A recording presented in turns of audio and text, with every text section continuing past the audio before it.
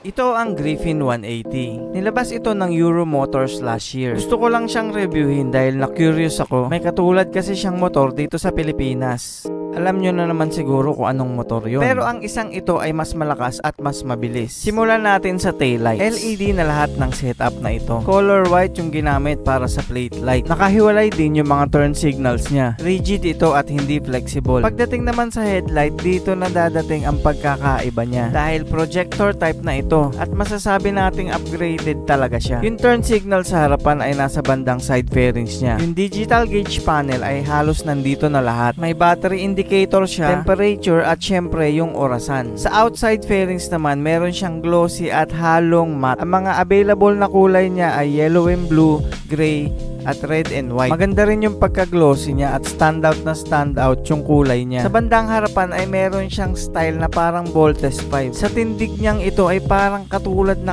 talaga nung isa. Kaya pag nahalo ka sa kanila ay halos walang pagkakaiba. Ang pagkakaiba lang ay mas affordable to at mas may power. Hindi ko nasabi na 4 valves na rin ito at may performance na 15.7 Nm. May mudguard din siya syempre na carbon Lodi. Double disc na rin siya sa harapan at sa likod. May twin sub-tank para sa suspension para ready sa mga labanan. Telescopic shock sa harapan, naka straight through exhaust with plastic cover. Syempre liquid cooled na rin ito para pwede sa mga long ride nyo. Iwas sa overheat, ika nga. Sa likod na gulong ay may sukat siya na 120/70. Sa harap naman ay 100/80. Buksan naman natin yung seat compartment. Meron siyang decent size para sa mga gamit mo. Pero hindi kasya dito ang full face helmet. Sa upholstery naman, ito yung pinagmamalaki nilang camelback para daw hindi na kayo magpa-modify ng upuan. O diba, inunahan na kayo ni Euro Motors. Komportable din siya upuan at parang may sandalan sa likod. Naka-carbon leather na rin siya. Malambot yung pagkakagawa dito. Ang purpose ng camelback ay para hindi ka dumulas pag nag-full stop si rider. Kung mapapansin nyo, wala siyang alloy grab bar sa likod. Nakahulma na kasi siya dito sa fairings. Sa footboard naman, saktong-sakto lang yung pako dito. Hindi siya masikip, hindi din gaano kaluwag. Tamang-tama lang yung size para sa ating mga Pinoy. Nasa harapan na yung gas tank nito para less hassle. Meron siyang maliit na compartment sa kaliwa. Meron din siyang idling stop. Pwede rin patayin yung mga ilaw. Ignition button, high and low para sa headlight, left and right turn signals, horn button, meron siyang passing light at malambot na brake lever. CBS na yan. At sinubukan ko na nga ditong i-test drive si Griffin 180. At itetest ko dito kung gaano kaganda yung arangkada niya.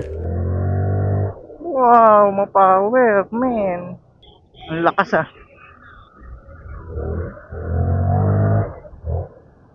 Yeah! Para sa akin, sulit na sulit itong si Griffin 180 for its price. Sa presyong 108,000 pesos ay sulit na talaga to. Kaya kung gusto mo ng maangas at malakas na motor, ito na ang para sa'yo. Baka Griffin 180 yan!